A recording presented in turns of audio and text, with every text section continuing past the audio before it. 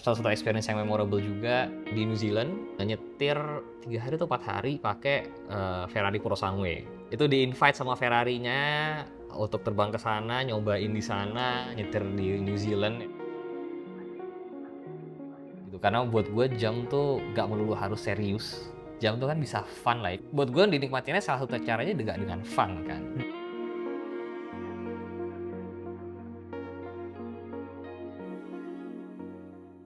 Hi all, welcome back with me Brian from JJ Talks. Hari ini kita lagi main syuting ke tempatnya Bro Dan Dimas nih. Halo. Halo bro. Apa kabar? Terima kasih lo sudah mau datang ke sini. Nah bro, Yes. mungkin lu bisa perkenalin diri, lu tuh siapa sih? Dan Dimas tuh siapa sih? Halo semuanya, nama gue Deddy Mas. Gue adalah seorang konten kreator otomotif lah ya, mostly. Udah mulai dari 2015 lah, bisa dibilang. Jadi udah 9 tahun lebih lah ya. Mulai konten I kreator. mean kayak gimana how this all started gitu. Karena emang gue dari dulu, dari SMP itu gue udah megang kamera. Gue masih belajar kamera tuh bahkan dari dulu. Lo sempat ngerasain roll film nggak ya? Kenapa? Roll film, tau nggak lo? Apa tuh? Jadi dulu tuh kalau lo motret, lo tuh harus pakai yang namanya roll film. Satu roll isinya 36. Mm-mm. Jadi itu bener-bener sebelum zaman digital lah. Masih zaman analog. Jadi gue emang dari dulu banget yang namanya belajar motret. Dulu bikin video itu belajarnya pakai handycam. So, gue masih harus masukin kaset kecil gitu namanya mini DV ke handycamnya dan ngerekam. Terus gue juga dulu les ngedit. Zaman-zaman dulu belum ada YouTube, les ngedit. Jadi emang udah dari dulu banget. Ya gue udah bisa emang yang namanya bikin konten gitu, bikin video lah dulu namanya video, bukan konten. Tapi Gitu. kenapa otomotif? Apa yang bikin lu kayak, oh oke gue mau bikin konten tentang otomotif? Kenapa otomotif ya? Karena emang itu hobi gue juga sih. Jadi hobi gue dua lah, otomotif sama kamera basically. Kamera tuh bisa foto, bisa video. Nah, kalau otomotif tuh emang karena gue dari kecil dijejelinnya otomotif lah. Dari kecil gue ikut ke pameran, ya kan, nemenin bokap atau kakak gue ke bengkel, atau ikut mereka off-road. Jadi emang udah dari kecil gue melekat lah sama dunia otomotif, roda 2, roda 4, gue suka dua-duanya gitu. Makanya akhirnya decide kayak, ya why not? Tapi Bikin gue aja. liat-liat in general juga lu kayaknya lebih sukanya tuh yang kayak lebih kayak retro-retro yang bener gak tuh? Ini ya mungkin ya. Ini kebetulan dua-duanya juga agak-agak retro, bentuknya ini emang retro beneran. Karena emang apa ya? Di satu sisi juga kalau lo tahu dulu tuh ada tontonan tuh, gue lupa apa namanya. Adalah di History Channel gitu, emang nontonin orang-orang tuh yang suka hunting barang-barang tua gitu. Bahkan di rumah tuh gue punya banyak, ya gara-gara bokap ya, punya banyak kalau orang sebutnya Grand Spark clock. Jam yang Oh jam tangannya, jam Jam- jam apa? Yang jam tinggi standing itu. yang gede banget itu, Iya, yang iya, kalau jam 12 malam bunyi deng deng deng, tau nggak lo? iya, iya, iya. Orang-orang mikirnya kayak itu horor banget. Kalau gue kayak, gue udah biasa banget. Gue ada ada berapa jam begituan ya? Mungkin ada 5 kali di rumah. Ada yang kecil, ada yang gede. Jadi emang dari dulu tuh doyan yang namanya barang-barang vintage. Sesuatu yang klasik, sesuatu yang retro tuh emang ya deket juga dengan itu gitu ya. Mungkin kalau keluarga gue doyannya mungkin bisa dibilang ya furniture tua lah ya. Iya, iya. Gebyok atau apalah gitu. Nah, mungkin kalau di gue akhirnya ketularan, tapi mungkin di era otomotifnya, di area otomotifnya aja. Nah tapi gue liat-liat ini di belakang nih ada motor, wah keren banget nih. Ini motor apa nih bro? Ini mungkin boleh diceritain. Ini namanya BMW R90. Ini juga banyak yang bilang salah satu motor yang membuat orang kenal channel gue lah ya. Gitu. Karena dulu ini nih motor 2014 lah kalau nggak salah. BMW 1200 cc. Aslinya sebenarnya warna hitam. Cuman emang gua repaint, jadi pakai ya di repaint gitu lah ya. Itu sama persis kayak ini. Iya warnanya sama ya. Sama, jadi ini BMW E30, warnanya namanya Calypso Red. Jadi warna merah, color code-nya namanya Calypso Red. Kita coba iseng waktu itu gua sama temen gue, coba deh ini motor dibikin seragam sama ini. Jadi udah akhirnya kita bikin ini BMW R90-nya 1200 cc, kita cat warna merah. Persis kayak si Calypso Red-nya ini gitu. Berarti sebenarnya kayak lu juga doyan ya modif-modif mobil. Lumayan. Apalagi gue suka tuh mengkombinasikan dua dunia atau beberapa dunia yang aneh-aneh lah. Kayak misalkan ngecat motor tapi pakai warnanya mobil gitu. Ini nih motor, ya ini pertama nih. Motor gua cat pakai warna mobil. Setelah ini ada 3 lagi. Ada 3 lagi motor gua, satu Vespa, satu lagi ada Honda Matic sama Yamaha Matic. Itu semuanya gua repaint pakai color code-nya mobil. Gitu. Jadi emang doyan aja sih ngegabungin apa ya, sesuatu yang mungkin orang nggak kepikiran, nyobain gitu. Tapi mungkin lu ada cerita gak di balik ini, maksudnya awalnya dulu tuh kenapa lu beli motor ini dan kenapa lu modif dengan demikian gitu? Jadi dulu ceritanya kenapa sampai ke sini karena ya bisa dibilang ini motor yang ada di keluarga lah ya gitu. Dulu emang kepikiran kayak pengen nyobain motor mesin, ini namanya mesin boxer nih kayak gini. Soalnya the cylinder is going this way. Boxer tuh yang kayak gini. Ya boxer bener gini. Iya. Gini boxer. Maksudnya emang kepikiran pengen nyobain yuk gitu motor yang mesin boxer begini. Jadi akhirnya waktu itu motor di rumahnya dijual, ditukar dengan ini. Gitu. Nah, kalau ditanya kenapa kemudian dimodif kayak begini nih, sebenarnya sih ya biar matching aja sih. Jujur waktu itu kayak emang ide iseng sih sejujurnya. Gua kebetulan punya ini, udah selesai di rebuild, udah selesai direstorasi, ya kan. Terus orang-orang viewers gue juga pada suka banget sama E30 warna Calypso Red ini. Itu balik lagi gue kepikiran, kenapa nggak coba aplikasiin di motor kali ya? Gitu. Tapi bedanya kalau di sini, kalau lihat kan ada list-list silvernya nih. Iya. Kalau di mobil tentunya nggak ada. Digabungin lah. Jadi list-listnya ini itu diambil dari R90 atau motor ini yang agak baruan gitu. Tapi warnanya kita ngambil dari yang ini. I see. Digabung gitu. Nah, lu kan berarti di bidang content creating otomotif. Dan lu sendiri pun juga cinta banget ya sama dunia otomotif, gue lihat kan. Lumayan. Gimana sih rasanya bekerja di bidang yang lu suka itu? Jujur gue sih ngerasa sangat-sangat fortunate lah ya. Gue bersyukur banget lah, beruntung banget gue emang bisa ngelakuin pekerjaan yang gue suka. Megang kamera, foto video, dan otomotif gitu. Buat gue tuh yang membuat gue bersyukur banget tuh adalah experience yang bisa gue dapetin gitu. Kayak misalkan kayak kemarin lah MotoGP Mandalika kemarin gitu ya. Iya. Buat gue tuh karena gue adalah seseorang yang suka motret lah ya, motret bikin video. Yang membuat gue senang banget sama event MotoGP kemarin itu adalah karena gue akhirnya bisa dapat akses ke pinggir sirkuit dan boleh bawa kamera gitu. Karena jujur untuk mendapatkan akses itu agak susah lah ya.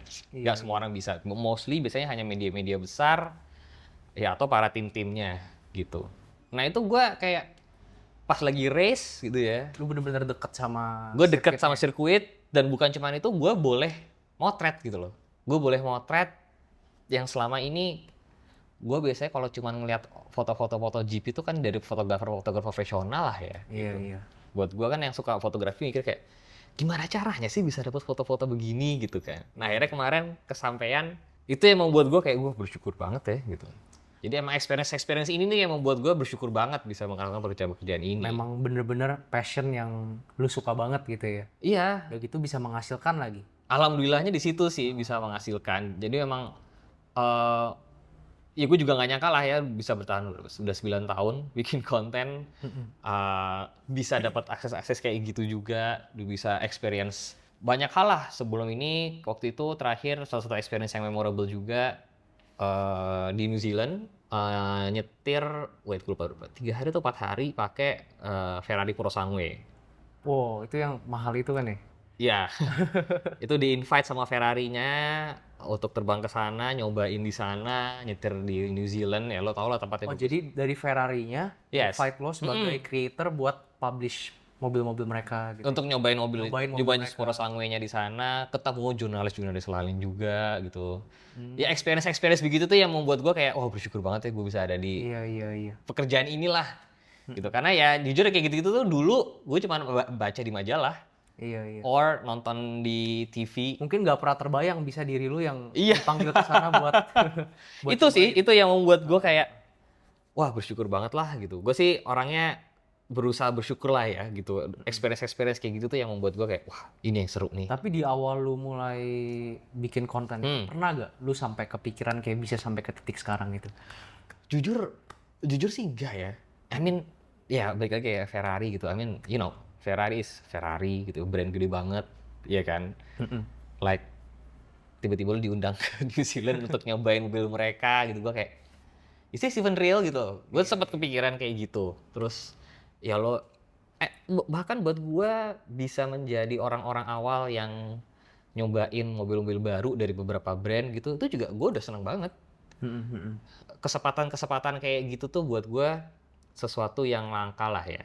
Iya. Gitu.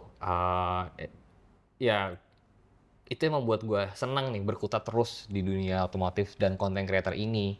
Nah, tapi kalau misalkan lu tuh orangnya sibuk gak sih?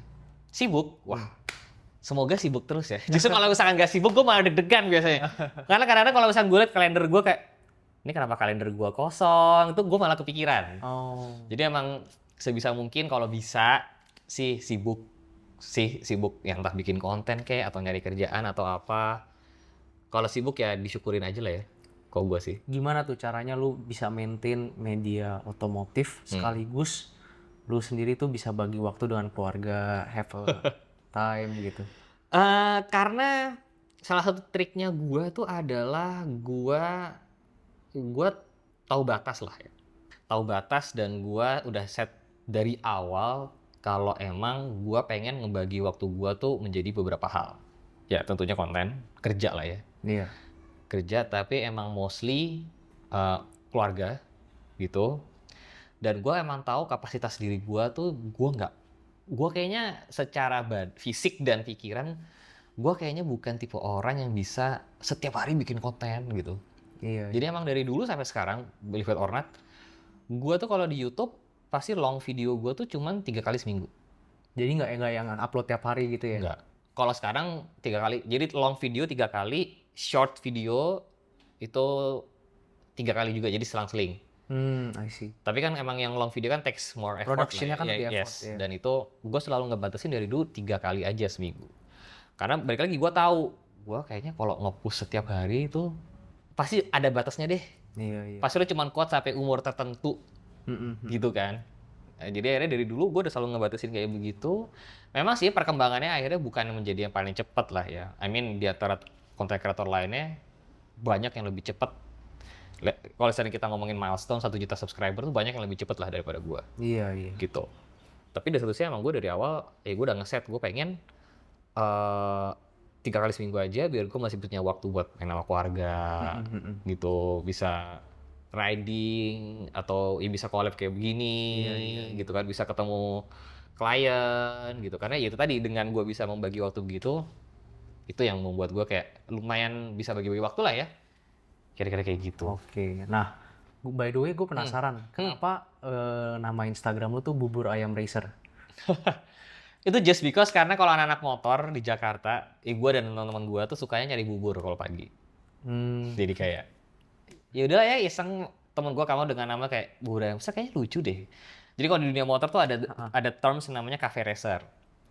Karena memang mereka dari kafe ke kafe gitu. Tapi kan kalau di sini orang dari bubur ke bubur atau dari bubur ke ketoprak gitu kan. Jadi kayak ya udahlah. Bubur ayam racer sounds lucu. Jadi udah akhirnya itu yang kita pakai sampai sekarang. Gitu. Dan itu juga tagline-nya itu ya kayaknya. I won't say tagline tapi emang surprisingly ternyata catchy. Catchy banget loh. Tapi emang apa ya? Gua sering juga sih dipanggil bubur sama orang. Jadi gua punya ya banyak lah orang dan juga teman-teman gua yang udah sering itu kalau manggil gua tuh bukan Dimas, bukan apa, tapi bubur gitu kayak. Wah, dikira gua jualan bubur ya. Tapi ya nggak apa-apa lah ya. Itu emang inilah lucu lah. Gua agak lucu aja sih, seru-seruan aja. Nah, mungkin untuk kedepannya, mungkin lu ada goal-goal apa lagi nih untuk Dan Dimas ini sendiri, maksudnya content creating-nya gitu. Itu apa sih goal-goal yang lu belum tercapai atau kayak mimpi lu, apa yang lu mau bangun? Wah, jujur sih kalau ditanya goalnya apa, yang pasti emang gue pengen mengembangkan, mungkin kalau dari sisi bisnis lah ya, gitu, pengen mengembangkan ke bisnis-bisnis yang di luar konten. Gitu. Ini kalau ngomong secara bisnis lah ya, gitu. Tapi kalau secara kontennya sendiri, gua sih orangnya nggak gitu muluk-muluk lah ya. Selama gua masih bisa produksi terus konten, kemudian juga konten-kontennya menginspirasi berkualitas gitu. Itu juga gue udah seneng banget gitu kalau bisa begitu. Apakah ditanya harus berapa juta subscriber atau harus nyobain mobil apa, ya itu gue anggap bonus lah ya. Iya. Gitu tuh, hopefully akan datang sendiri kalau misalkan gue percaya gue tuh percaya kalau misalkan gue kerja keras, gue konsisten, hal-hal kayak gitu tuh nanti akan datang sendiri. Iya. Gitu. Emang rezeki gitu lah ya istilahnya. Iyalah ya. Bahasanya emang rezekinya udah diatur lah, istilahnya gitu lah ya. Tapi tetap harus terus berusaha, kerja keras, konsisten, itu menurut gue paling utamanya sih. Gitu. Mungkin lu ada kata-kata untuk kayak content creator di luar sana yang lagi mencoba untuk maksudnya menggeluti bidang otomotif. Kalau buat gue sih, yang pertama tuh emang harus dicoba gitu. Dan jangan patah semangat. Banyak yang setelah mencoba, baru mencoba 2-3 bulan, hasilnya kurang oke, and then stop gitu. Menurut gua mencoba itu benar-benar harus 6 bulan or even setahun. Dan along the way tetap harus terus belajar. Intinya harus selalu konsisten lah ya. Karena emang yang gua pelajarin selama ini 9 tahun nge-YouTube gitu ya. Konsistensi itu benar-benar sangat-sangat penting gitu ya. Mungkin orang mikirnya konsistensi penting tuh cuman kata-kata klise lah ya gitu. Tapi percaya atau enggak, dari sisi algoritma YouTube tuh kalau kita nggak konsisten itu nggak akan di-up sama merekanya. Iya, Gitu. iya. Jadi emang lo harus konsisten secara mindset dan emang konsisten secara secara productionnya biar YouTube-nya bisa ngebantu lo untuk naik juga gitu. Iya. Karena secara otomotif itu kan di Indonesia kan marketnya tuh besar sekali kan. Bener. Dan yang menyenangkannya lagi adalah otomotif tuh kan luas banget lah ya. Iya. In general otomotif tuh roda 4 sama roda 2. Tapi sebenarnya kalau kita mau breakdown lagi, ada roda 4 vintage, ada roda 4 balap, ada roda 4 rally misalnya. Roda 2 ada roda 2 CC 150, CC 200, CC 300, CC berapa? Subkategorinya banyak lagi gitu ya. Banyak banget. Dan sekarang kalau gue dulu mungkin gue jatuhnya angkatan tua lah ya. Yang ketika lo dibilang content creator tuh, oh ya lo harus bikin konten 10 atau 15 menit.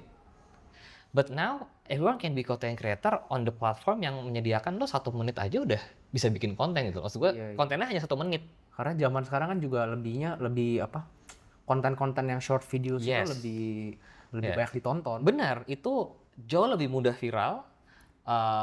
Secara produksian juga biasanya lebih takes less effort and time gitu ya. Iya, iya. Kalau dulu gue harus ngonten, ya gue emang actually harus naik motor, riding, setengah jam untuk bisa bikin konten 15 menit. Tapi sekarang lo dengan konten-konten 1 menit, lo riding 15 menit tuh bisa lo jadiin 3 konten, 4 konten gitu loh. Iya, iya, betul. Iya kan? Jadi maksud gue sekarang opportunity terbuka banget.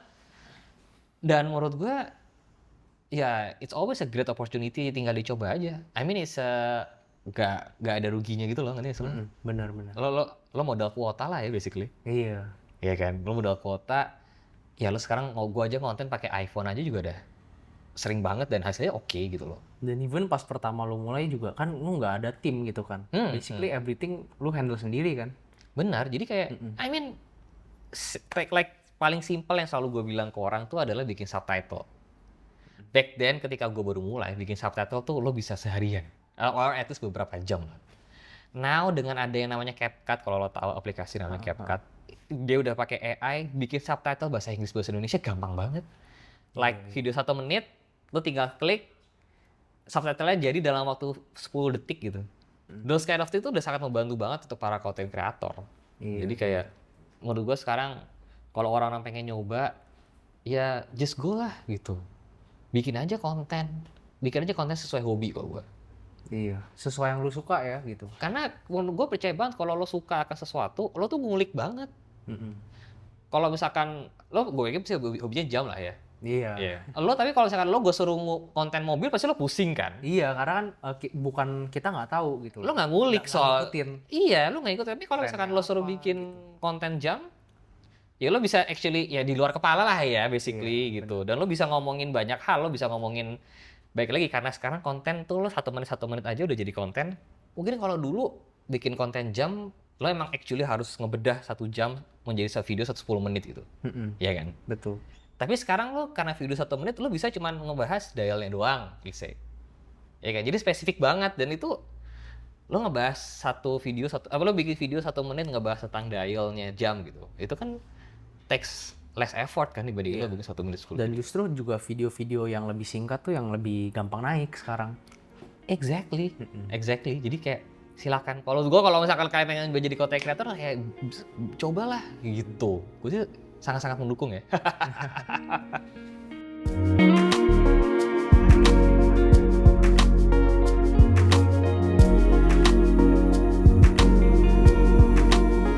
Nah, kita kan sekarang udah tahu nih, Bro dan Dimas nih sukanya motor-motor vintage, mobil-mobil vintage, yang klasik, retro. Nah, sekarang kita mulai masuk lihat koleksi jam tangannya Bro dan Dimas nih. Gue sih nggak bilang koleksi lah ya. Jam yang dipakai lah. Jam yang dipakai ya. Karena kayaknya kalau dibandingin tamu-tamu kalian sebelumnya ini nggak ada apa-apanya nih. Bukan, yang terpenting itu kan sebenarnya bukan nilai koleksinya, tapi story di balik itu. Dan juga dari jam tangan dan mobil yang dipakai oleh seseorang, itu sebenarnya kita bisa kira-kira lihat, oh nih orang tuh kayak gimana sih gitu loh. Taste-nya tuh kayak gimana. Setuju. Karena kalau dari gue juga gitu. Gue kalau orang nih, oh motornya ini kayak gini, oh ini kira-kira orangnya kayak gini gitu ya. Itu juga kita bisa, oh orangnya ada taste gitu loh. Betul. Ya judgmental banget sih. Tapi kayak ya udahlah ya. Kan pria punya selera. Anjay. Oke, kita Gimana? sih ke yang pertamanya nih. Atau yang itu kayak satu-satunya vintage di sini. Ini gue juga cukup. Jadi gue dulu beli jam ini tuh. Itu Seiko ya? Bukan, itu namanya jam Garuda. Merek jam yang sampai sekarang tuh masih belum tahu asal-usulnya gimana. Jadi ini tuh jam movementnya Swiss sebenarnya. Tapi ini brand lokal. Nah, ini yang menjadi perdebatan sampai sekarang nih. Jadi, saya pegang aja. Kalau misalkan gue baca-baca di blog, aman. Kalau gue baca-baca di blog, itu ada yang bilang nih brand Singapura, ada yang bilang dulu Pak Karno pesen jam ini, gitu. Jadi kayak belum ada kepastiannya nih sejarahnya apa. Tapi gue ngelihat waktu itu kayak, yang gue bikin suka sama jam ini tuh adalah dialnya, sama handnya. Detik apa? Iya. Dialnya tuh gradasi dari biru tua ke biru muda gitu. Terus ini dive watch juga. Terus penempatan logo Garudanya tuh di angka 9. Iya, betul. Terus ada detiknya tuh warna orange gitu. Kayak lucu juga ya warnanya gitu. Kombinasi warnanya tuh kontras banget ya. Kontras banget. Terus ya cukup vintage, kondisinya tuh lumayan. Jadi kayak yaudah deh gue iseng aja coba beli gitu. Dan lumayan ya lucu sih gitu, kalau menurut gue lucu ya. Dan ada misteri di balik brandnya ini aslinya apa tuh membuat gue lebih kayak lucu juga. Karena dari namanya pun kedengarannya sebenarnya Indonesia banget ya, Garuda gitu kan. Indonesia banget Garuda, cuman katanya di beberapa blog katanya ada yang bilang ini brand Singapura. So I don't really know the exact historinya gimana gitu ya. Oke. Tapi itu lucu sih. Terus ukurannya gue juga suka, itu kayaknya berapa sih? Kayaknya 36. Ya bosnya 36 lah 35, kayak gitu 34 sampai 36. Iya, gua kan parknya cukup kecil lah ya. Iya. Jadi itu cocoknya pakai yang emang ukuran 36 sih kalau menurut gue ya. 36 38 gitu ya kayak. Ya udahlah, itu kayak cocok gitu. Nah, berikutnya ini kita ada Seiko. Seiko. Nah, ini jam yang gue suka purely karena dari sisi desain. Jadi ini cukup membuat orang terheran-heran waktu itu. Ini fungsi krono ya? Yes. Oh. So basically it does nothing that krono aja. Gak ada jam, gak ada complication apa-apa. Cuman gue suka banget desainnya. Jadi desainernya ini namanya tuh Giugiaro. Seiko Giugiaro itu kalau bisa lihat belakangnya Giugiaro. Iya. Giugiaro ini itu salah satu desainer ternama tahun-tahun, gue lupa berapanya, 70-80 maybe ya, correct me if I'm wrong. Salah satu masterpiece dia lainnya lagi itu adalah, kalau lo tahu mobil namanya DeLorean. Kalau mobil DeLorean ini terkenal di film namanya Back to the Future. Iya. Dia tuh salah satu desainernya. Dia desain mobil itu dan dia juga desain jam ini. Nah, jam ini sendiri sebenarnya dibuat terkenal itu karena film Alien versus Predator yang originalnya. Which is tahun 1980-an juga. Iya. Cuman bukan colorway yang ini. Ada colorway yang lain gitu. Dan si Seiko Giugiaro ini sebenarnya ada beberapa desain. Cuma buat gue yang gue suka ini, dan waktu itu nih gue nitip sama nyokap, dia lupa waktu itu kalau dia lagi trip kemana, gue bilang coba dong titip satu, kali-kali ada. Ternyata ada. Terus gue sekarang nyari barunya gue juga udah nggak tahu nemu di mana. Susah banget nyari. Rasanya sih nggak ada ya. Karena memang kalau jam-jam yang kayak gini tuh sebenarnya marketnya itu gede loh sebenarnya. Hmm. Dan ini buat beberapa teman gue yang suka jam Seiko, mereka kayak, duh Seiko apa ya gitu. Iya. Orang-orang taunya biasanya Seiko tuh kan yang Seiko Turtle. Ada Seiko Yang Diver. model-model baru aja yang nggak retro. Yang ini. kayak udah di mass produce lah gitu kan. Nah ini kayak, mereka kayak, itu Seiko apa ya gitu. Ya itu gue suka sih. Oke, nextnya nih ada Tag Heuer Formula One. Nah tapi ini unik nih. Dialnya orange ya. ini jam yang ya di antara semua ini salah satu yang paling berkesan lah. Karena ini hadiah 17 tahun gue. Oh, dari bokap. Jadi gue inget banget, gue tuh umur 17 tuh berarti 2007. Wow, udah tua juga ya. 2007, gue 17 tahun. Dulu tuh gue inget banget, gue waktu itu sebenarnya gue kepengen minta handphone. Back then itu handphone yang paling keren itu adalah Nokia kan event member 7610 or berapa lah gitu. Cuman kata bokap gue kayak, ngapain sih beli handphone? Handphone tuh berapa tahun lagi udah obsolete, udah nggak ada harganya gitu. Iya. Terus gue kayak, ya udah deh, gitu. Gue nurut aja. Dan emang bener gitu. I mean itu handphone sekarang ya udah nggak ada harganya lah pasti. Iya, betul. Cuman ini masih ada value-nya sampai sekarang. Dan gue masih bisa pakai sampai sekarang. Iya. Gitu. Jadi emang jam ini yang membuat gue kayak, ya bener sih emang jam tuh selama lo merawat lah ya, at least itu lo nggak ada matinya jamnya. Gitu. Dan ini pun juga pasti lo nggak bisa lupain karena kan ini kan ibaratnya ya dikasih sama Iya. pemberian gitu loh. Jadi ini Dan emang harga berapapun kayaknya nggak mungkin lo jual gitu kan. exactly gitu kayak makanya ini tuh jam yang cukup ya buat gue valuable banget gitu ya. I mean ya Tag Heuer Formula One bukan jam yang kalau buat anak jam bukan jam yang kayak wah banget gitu lah ya. Ya kan. Tapi story di balik itu ya. Tapi story di balik itu yang membuat gue kayak ya ini akan selalu gue keep gitu. Or mungkin nanti gue pass ke anak gue. Nah, Gitu. iya. Biasanya gitu tuh.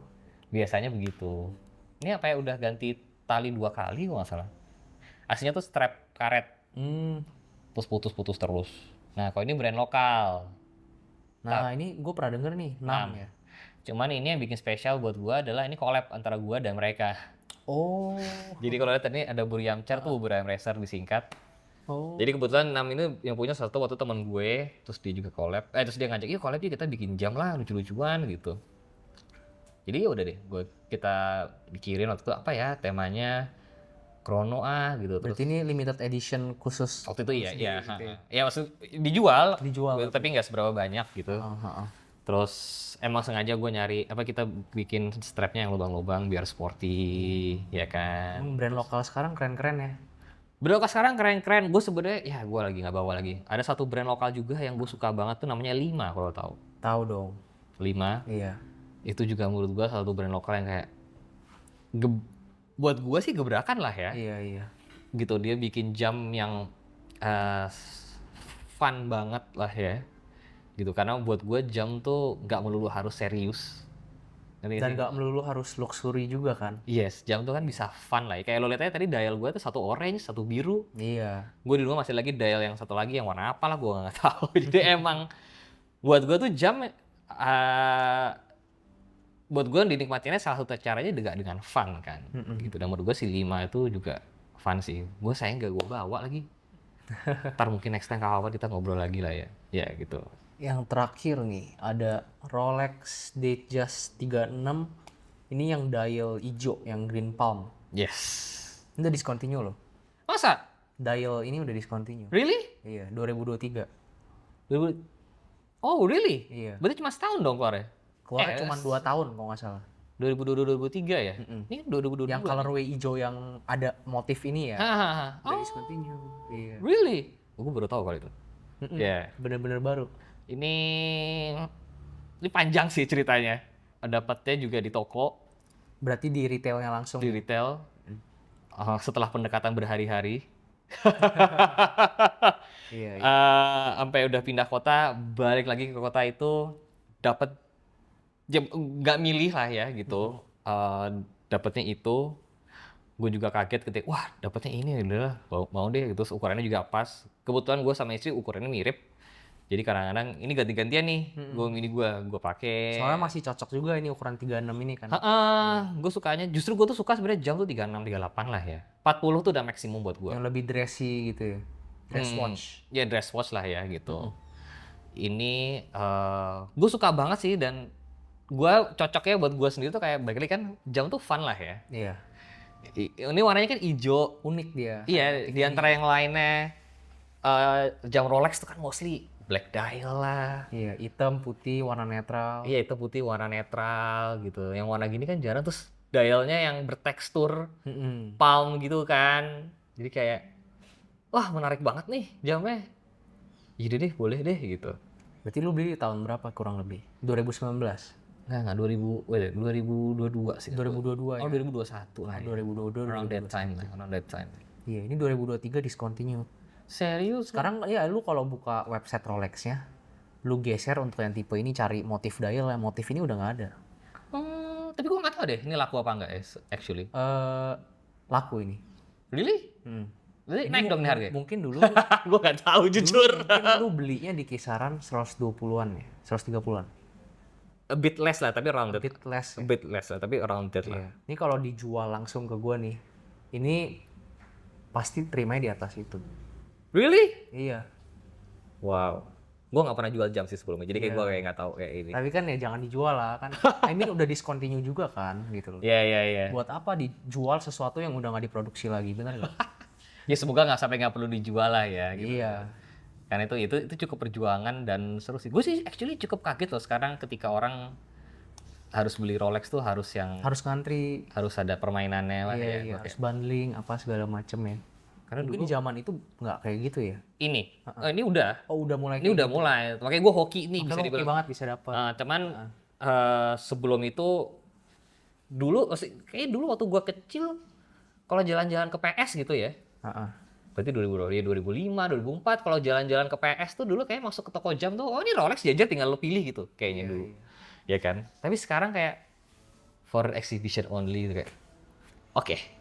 Gua nggak ngerti deh kayak gimana. Makanya ini dari brandnya emang hebat bisa bikin sampai iya, seakan-akan iya, kayak begitu gitu ya. Ya, kalau dari sisi itunya ya emang mesti gua akuin lah ya gitu.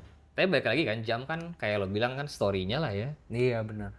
Jadi ya ini jam-jam yang lumayan lucu-lucu lah story-nya yang gue bawa ke sini. Tapi kan biasanya nih kalau misalkan orang-orang nih yang gue kenal nih yang suka otomotif, biasanya tuh mereka suka jam tangan juga. Kalau lu gimana? Gue suka, cuman gue bukan, ya gue gak sedalam lo lah ya. I mean kayak gak sengulik kayak, kan ada tuh orang yang hafal reference number. Iya. Berapa lah gitu kayak, gak sih gue gak segitunya lah gitu. Tapi gue suka dalam artian cukup mengikuti kalau misalkan lagi apa yang launching di bezel board gue tahu cukup ngikutin. Pergerakan harganya naik turun dan kemarin bubble apa saja juga cukup ikutin gitu kan. Jadi kalau dibilang suka sih suka, tapi nggak ngulik sampai dalam banget lah ya gitu. Bahkan kemarin ketika launching satu jam yang gue kepengen tuh kemarin Tudor yang pink. Oh iya tahu. Ya. Yang Chrono tapi yang pink dialnya. Itu just because karena pinknya lucu banget menurut gue. Iya. Walaupun katanya setahu gue sempat baca di Instagram post katanya harganya nge-flop juga. Ya kan? Sebenarnya gue ada sedikit saran ya. Jadi kalau misalkan lu tuh pengen beli brand-brand yang kurang well known ya. Maksudnya selain Rolex, let's say Rolex, Patek dan AP, lain-lain ya yang kurang well known, demand-nya kurang gede. Better for you buat beli second. Exactly. Karena kalau lu beli baru, the moment lu potong rantainya jadi second, ketika dijual harganya pasti jatuh. Even keluar dari dus gitu biasanya mungkin juga udah. Iya. Ya. Untuk brand seperti misalkan let's say Tag Heuer, Tudor, Zenith, brand-brand yang niche gitu lah. Setuju. Atau mungkin brand yang belum terlalu kuat ibaratnya, demand-nya. Iya. Tapi menurut gua kalau Tudor Pink juga second-nya mau cari di mana? Kayaknya nggak ada yang punya juga sih. Susah sih emang. Iya. Setuju sih, itu salah satu hal yang gue bilang juga ke orang kalau mau beli mobil actually. Oh ya? Mobil-mobil baru itu kan mostly depreciate. Ya kan? Unless lo bisa pakai to its full potential dan monggo aja. Gitu maksud gue. Cuman kan Maksud gue full potential dalam artian, ya emang lo beli mobil itu lo buat nganter anak sekolah, buat kerja. Membuat functionality-nya. Bener gitu. Tapi kalau emang lo kepengen mobil yang hobi gitu lah ya, maksud gue yang emang gue pakai weekend doang gitu. Sometimes it's better to buy it second. Gitu. Adalah some holy grail or some anomaly di dunia otomotif yang beli baru naik gitu. Adalah yang kayak gitu. Tapi nggak banyak. Gitu. Ya, berarti kurang lebih sih hampir mirip kayak jam tangan sih. Benar, kalau menurut gue sih gorengnya mirip lah ya, jam tangan dan mobil. Cuman jam kayaknya kemarin udah bubble lah ya, sempat bubble. Jadi kalau ini update aja ya. Jadi kalau jam tangan itu pas habis COVID itu harganya kan hancur tuh. Hancur, tapi COVID kan selama jalan selama beberapa tahun nih. Selama beberapa tahun itu bukannya malah tambah hancur, tapi harganya malah tambah naik, dan naiknya tuh lumayan jauh banget. Bener-bener dalam sejarah ini tuh kenaikan tertinggi dalam jangka waktu setahun untuk jam tangan. Karena naiknya tuh gila banget. Minggu ini harganya 200. Minggu depan bisa tiba-tiba 200 sudah nggak ada barang, 220. Jadi bener-bener naiknya tuh gila banget. Nah, lalu habis COVID selesai, tiba-tiba harganya tuh jatuh sampai kurang lebih tuh 40%. Tapi jam tangan itu walaupun di harga yang sekarang ini tuh udah jatuh 40% dari titik tertingginya, tapi in general tuh masih above di tahun sebelum kejadian bubble itu. Ngerti gak? Oke. Jadi so basically harga sekarang masih lebih tinggi dari 2018. Betul. Oke. Karena kan emang dari retailnya sendiri kan tiap tahun pasti naik. Yes, gue kayak ya waktu COVID tuh kok nggak salah teman gue ada yang ditawarin atau nawarin ke gue Daytona yang paling putih. yang basic lah ya. Yang basic ya, hitam. Iya, basic itu hitam itu. Berapa ya? Gope apa 600 gue? Iya. Sekarang sisa 4 kepala 4 kalau nggak salah ya. Jauh turunnya. Iya kan? Tapi ya bener sih, kepala 4 tuh dibanding retail Udah jauh banget di atas retail, kan far above retail sebenarnya. gue nggak tahu Daytona retail berapa sekarang sih? Oh, Daytona retailnya paling di bawah 200. Really? Kalau yang steel ya. Really? Daytona tuh di bawah 200? Daytona tuh retailnya di bawah 200. Se-Zenith dong? Di atas sub dikit lah. Kalau sub, Se-Zenith kan? iya, mirip-mirip. Oh ya? Wow. Tapi karena demand-nya tinggi, ada yang goreng-goreng, akhirnya ya ujung-ujungnya secondary marketnya segitu. Iya. Itu salah satu jam yang kayak kepengen, tapi ya nanti aja lah kapan-kapan. Tapi kalau sekarang tuh emang marketnya tuh lagi di bawah sih. Lagi turun lah. Lagi turun jauh dibanding waktu itu. Memang kejadian yang kemarin itu memang anomali sih. I mean, anomali kemarin tuh kejadian di dunia otomotif juga. Oh ya? I mean, mobil-mobil klasik ketika COVID, bahkan even Vespa klasik ketika COVID itu tiba-tiba naik banget. Benar-benar naik sejauh itu. Semua barang yang berhubungan dengan hobi-hobi gitu naik ya? I would say sih, even kamera pun juga ada yang naik gitu. Dan itu kamera baru ya gitu, itu naik gitu. Sekarang balik lagi ke normal gitu. Tapi mungkin kalau di otomotif turunnya nggak sejauh di jam. Iya. Jadi kalau di jam kan yang tadinya 600 kayak tadi, misalnya dari tadinya 600, COVID turun jadi 400 gitu ya. Iya. Kalau di mobil atau di otomotif turun tapi nggak sejauh itu sih. Masih tetap tinggi gitu, tapi turun tapi nggak jauh banget gitu. Iya. Karena mungkin kalau jam tangan juga marketnya tuh lebih niche dibanding mobil kan ibaratnya. Mungkin lah ya. Tapi gue sih sebagai cowok, apalagi sih aksesoris yang bisa lo pakai ya jam kan. Mobil, jam tangan. Nah, karena gue nggak pakai kalung gitu sih modelnya. Ya mobil sama jam tangan sih. Cincin cuma cincin kawin doang. Jadi emang ya apalagi gitu. Ya itulah kenapa gue suka sama jam sih. Mungkin lu ada wishlist jam tangan yang kira-kira apa ke depannya lu mau beli? Ya orang boleh bermimpi lah ya, gitu. Salah satu jam yang gue pengen lihat langsung sih gitu. Gue pengen lihat langsung dan pengen punya itu tuh FP Journe actually. Oh, itu jam yang niche. If you know, you know. Really? Iya dong. Tapi kalau untuk watch enthusiast itu tuh kayak top tier banget. Ya mungkin karena dulu dari dulu bacain gue Hodinkee sih ya. Iya. Jadi... Tapi kalau lu nggak into watches, kayaknya lu nggak bakal tahu brand-brand kayak gitu. Tapi itu emang top tier banget sih. Ya, itu salah satu brand yang gue kepengen banget. Gue kayak belum pernah lihat langsung di FP Journe. Gue pengen banget lihat langsung pengen punya juga gitu ya. Karena menurut gue yang bikin gue suka dari FP Journe tuh ya dia kan punya beberapa dial yang warna-warni lah ya. Iya.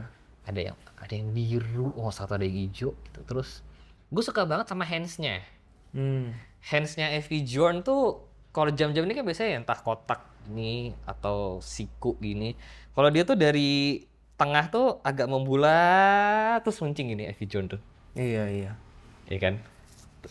Terus dia nggak terlalu flashy lah ya. Gitu. Itu yang makanya kenapa gue suka sama FP Journe. Ya, gue nggak tahu tapi FP Journe mahal nggak sih? Mahal ya, satuan ya? Tergantung model sih sebenarnya. Itu salah satu jam yang gue kepengen tuh FP Journe. Kalau sekarang jam recent yang gue kepengen tuh sebenarnya Rolex yang GMT yang kebalik. Yang GMT kan ya? Iya. GMT hijau. Hijau hitam. Hijau tapi yang kebalik. Hands-nya Yang buat tangan kidal ya. Sprite. Ya. Itu tuh gue juga kepengen tuh. Kalau itu harga secondary market sekarang baru 300 lah. Itu barunya. Tapi retailnya nggak segitu. Retailnya di bawah 200, gue lupa tepatnya berapa sih. Ya. Itu juga nggak seberapa ke naik ya. Iya. Ya. Itu tuh yang gue kepengen tuh. Batman dong. Batman itu kan ngedrop kan harganya. Batman biru hitam. Itu ngedrop kan harganya. Iya. Dulu tuh Covid 300 lebih tuh. Iya sempet. Sekarang 2 kan. Sekarang 200. Mirip retail. Iya. Iya tuh. Untung dulu nggak kebeli tuh. Itu beli mobil gua malah. Iya. Apalagi ya yang kepengen. Speedmaster tuh gue juga masih kepengen sih. Gue tuh jujur agak menyesal dulu tuh. Gue dulu banget. Omega tuh sempat ngeluarin First Omega on Space FOS. First Omega in Space kalau nggak salah. Orang-orang nyebutnya Omega FOS. Speedmaster cuman ukurannya 39 ya. Terus pushernya itu belum ada pelindungnya, jadi memang benar pusher gitu. Dulu tuh retail 60, 50 maybe. Keluarnya juga cukup lama sebenarnya gitu. Sekarang udah discontinue kan. Iya. Walaupun sekarang juga kalau nggak salah secondnya ya 70-an lah ya. Cuman ya kayak itu kayak dulu kenapa ya nggak kebeli gitu. Iya. Tapi jam-jam yang gitu tuh ya kalau jam tangan atau mobil mungkin ya diproduksi secara quantity yang limited, demand itu melebihi produk yang ada di market, ya otomatis pasti harganya naik. Iya. Sama mungkin emang gue nungguin cerita kali ya. Kayak lo bilang kan jam tuh pasti kalau ada ceritanya tuh lebih valuable lah ya. Oh lu tunggu, kapan nih? Mungkin kalau misalkan ada momen apa gitu, ya mungkin semoga ada rezekinya beli apalah gue nggak tahu yang pas sama momennya. Iya. Gitu sih kalau jam buat gue. Oke, itu aja untuk kali ini. Thank you banget, bro. Gue thank you. Thank you banget sudah collab bareng kita. Sudah mau mampir. Dan ternyata dunia otomotif sama dunia jam gorengnya mirip lah ya. Ya mirip lah. Siap. Thank you banget udah main kesini.